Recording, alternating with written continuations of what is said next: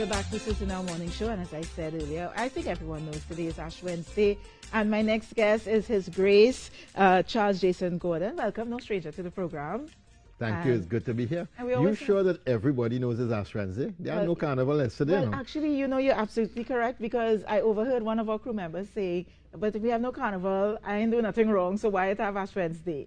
Oh, we only do wrong things on carnival. Well, that's what I overheard him say. Why? No, serious? No. No. And I made a mental point. It was about 3 days ago. It's only Carnival Tuesday we do wrong things. I made a note. I said, you know what? His Grace is coming. I am going to start with that question. Excellent. Yeah. You see, Carnival is not the sign for Lent. It's actually the opposite. It is because of Lent and because of Ash Wednesday that Carnival came about. So you'd only find Carnival Monday and Tuesday in Catholic countries, Brazil, Trinidad, countries where the Catholic faith has been prominent.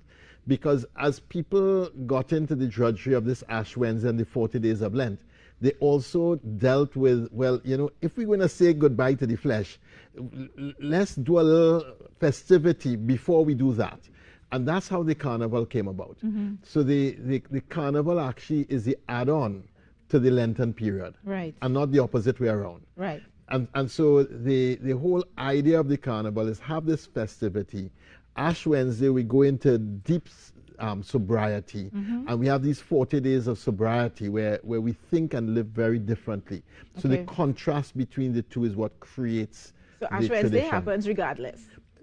Carnival happens because of Ash Wednesday. Because of Ash Wednesday. So it's the church that sets Ash Wednesday, and that's how Trinidad knows when Carnival is. Very true. Very true. That's why it moves all the time, because Ash Wednesday is a movable feast. It's a lunar feast. And so it's the church who sets Ash Wednesday. And then Trinidad and Tobago say, oh, if that's Ash Wednesday, this is Carnival Monday and this is Carnival Tuesday. Right. And this is when the Lenten period is. So even if, that's interesting, so even if the state says, because people have called and said, let's move Carnival and fix the dates for Carnival. Let's say we put it the way Barbados says crop over, or Caribana. If they says, let's remove it from Ash Wednesday and says, let's put it in August and fix it. Yes. Then Ash Wednesday will happen anyway when the church says it is. Correct. And then Carnival will be separated. Will be separated from Correct, yeah. That's a different conversation. That's a different conversation. But you'll be removing Carnival from its Christian roots. Correct. But much of Carnival has been removed from its Christian roots anyhow. And that and is a different that's conversation. a different conversation. We'll talk about the significance of Ash Wednesday, but let's talk about how Ash Wednesday will be commemorated this year. So you walked with some ashes. Yes, because I want people to see how safe we're going to be. Right, because in church on Sunday, the parish priest was saying that, and he said that this year the Pope had said that they're going to be sprinkling the ashes, right? And some women were saying, no, not on my head, dude. No. So they were going to do it differently. So what's going to be happening this year? We did a little focus group very quickly when we got the instructions from Rome, and we knew that was a no-sell in Trinidad and Tobago. Because when people spend a whole pile of money on the weave, the extensions. And the extensions, the Remy. But your Grace, you run up. They say, you can't put that in my head because that can't wash. That can't wash. So you know, we call it dry weather here. So you know, that was a no-go. Right. Italy could do that. Right. But we understood in Trinidad and Tobago that was not happening. Right. Over the last 2 months, I've done 20-something confirmations.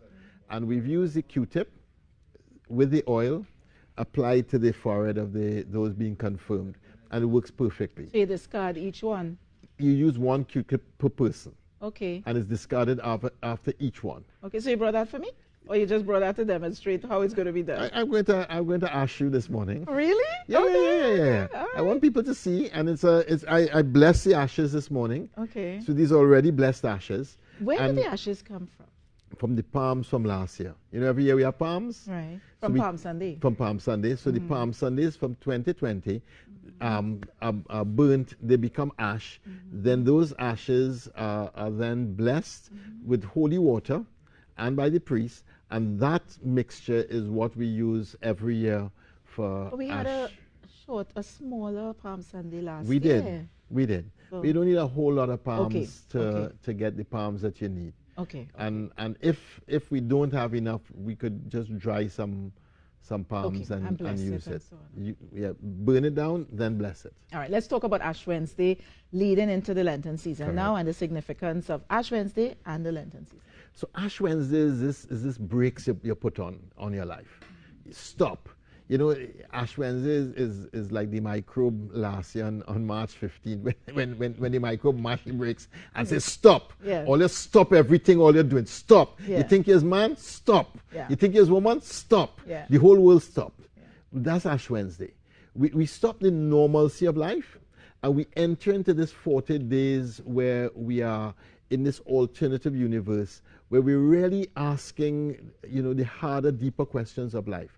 What is God actually calling us to? Mm-hmm. And who are we? And what were we created for?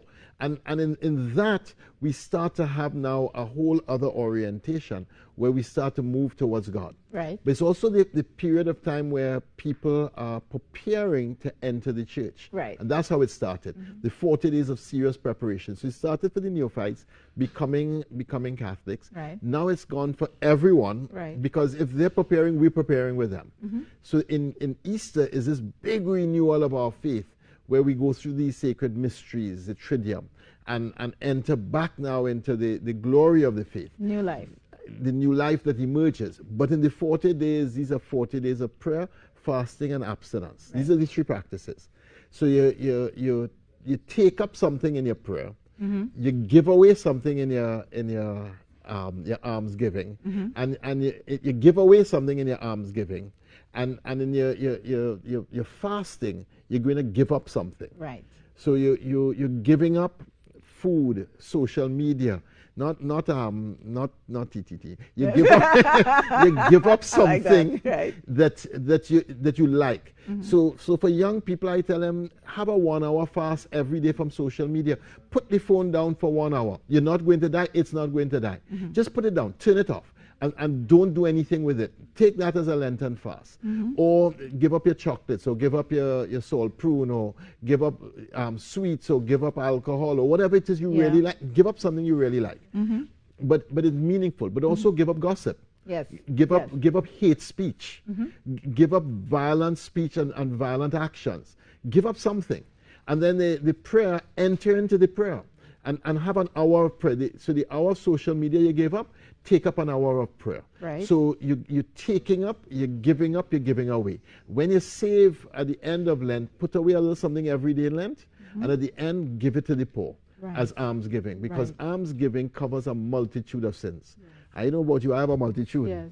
Me too. So then put away something every day, yes. every day, and then at the end, give to a poor person or charity that it'll get to the poor. And that we do that almsgiving well. Okay, so prayer, fasting, and almsgiving over the next 40 days. That's correct. Your Grace, thank you so much.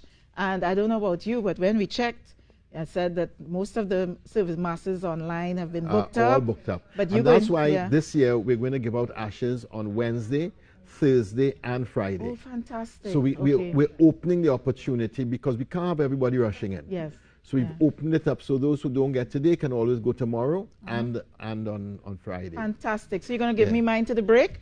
I'll be taking a few messages. Wow. This is a first. And I'm going to keep it on for the rest of the show. You're supposed to keep it on for the whole day, right? Correct. All right. Be taking a few messages. Come right back after this. Do I make the sign of the cross? I can't remember that you are dust, and unto dust you shall return. Amen.